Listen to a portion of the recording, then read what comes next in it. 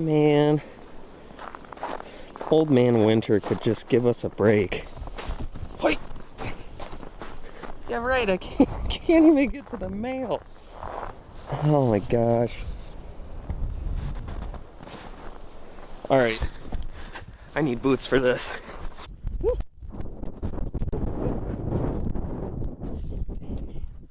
Oh, seriously.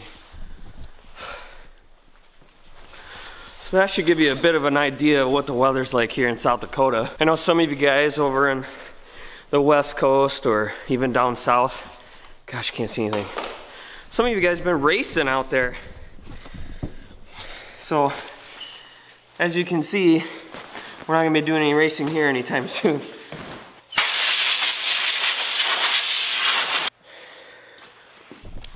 But I did just get back from dynoing the new small block.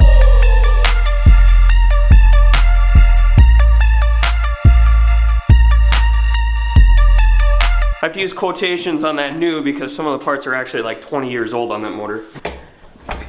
But I figured I'd get recording right away for you guys so I could get you the results.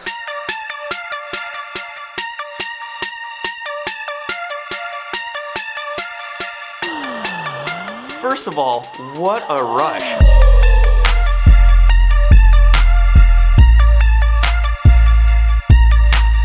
I always forget what it's like to be like just a few feet away from an engine that's singing at like over 7,500. It's actually a little bit frightening. Huge shout out over to Justin at Horsepower by Handel.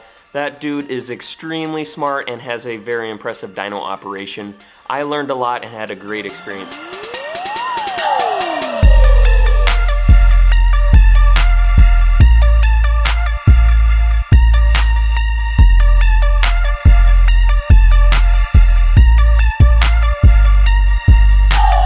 I actually didn't record a whole lot throughout the day because I was mostly just trying to learn as much as I could and just stay the hell out of the way. You guys know in Days of Thunder where Tom Cruise actually doesn't know that much about the car, he just drives the car? I don't know much about cars, okay?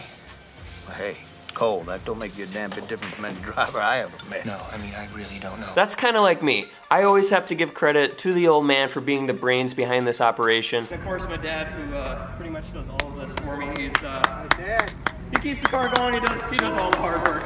I just do the fun stuff. I'm just the lucky guy that gets to sit in the car and hopefully go some rounds. Like I said, I was just trying to learn as much as I could, and I was just trying to listen to what the old man and Justin were coming up with for changes that they wanted to make to the engine throughout the day. So I didn't do a whole lot of recording, I was just kind of trying to take it all in.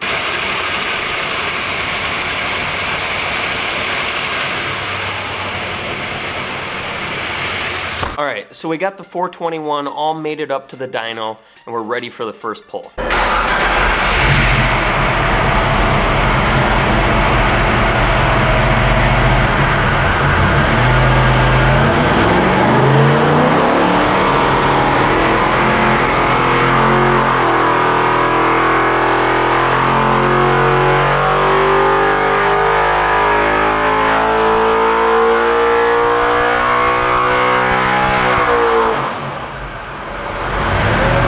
We hit 795 horse right off the bat. I was extremely pumped about this. Going into this, the old man and I kind of decided if it doesn't do at least 750 horse, there's probably not much reason to put it in my car just because of how well the 434 performs.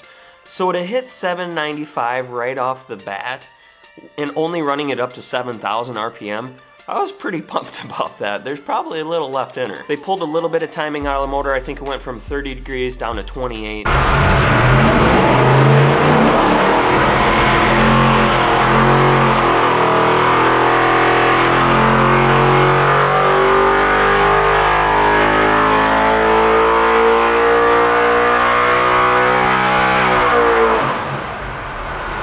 Actually picked it up a few more numbers, 812 horsepower. We did a little bit more messing with the timing, but we kind of found that the sweet spot was about 28 to 29 degrees on this motor.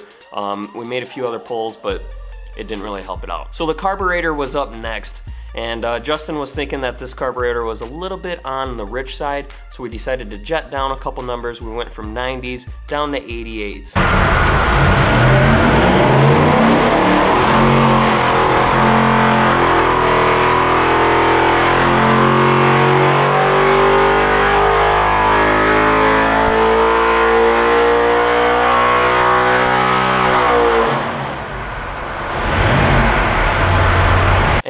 picked it up some more, so now we hit 821 horsepower. I think I was smiling pretty good at this point, definitely. I learned that we could continue to lean out the motor a little bit more and a little bit more as long as the torque doesn't drop off, and that wasn't happening at this point, so we decided to continue messing with the carburetor a little bit, changed out some air bleeds, and...